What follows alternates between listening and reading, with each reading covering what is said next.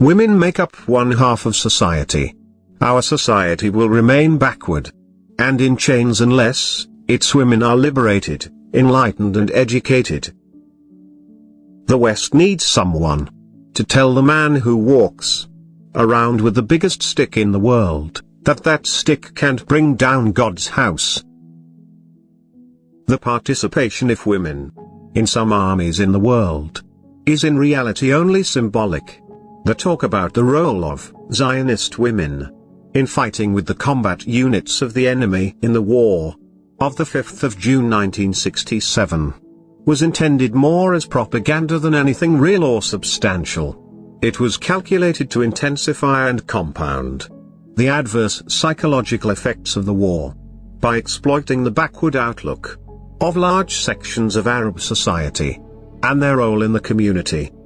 The intention was to achieve adverse psychological effects by saying to Arabs that they were defeated in 1967 by women.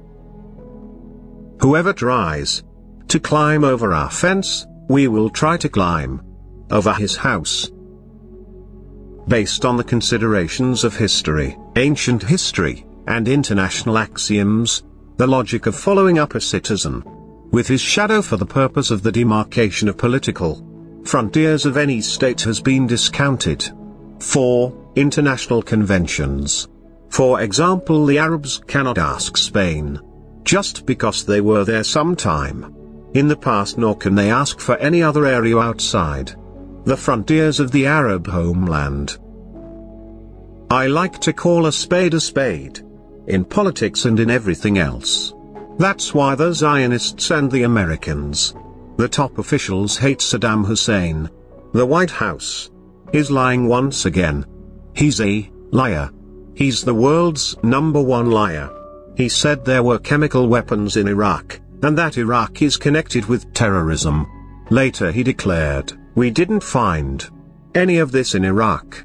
What I want to say is that he also declared that what Saddam Hussein says is not true. This is defamation of your president of 35 years. I just didn't believe Bush. In short, we want an independent, liberated and socialist Iraq. Furthermore, we want Iraq to play a vanguard role in the area, particularly in the Arab homeland.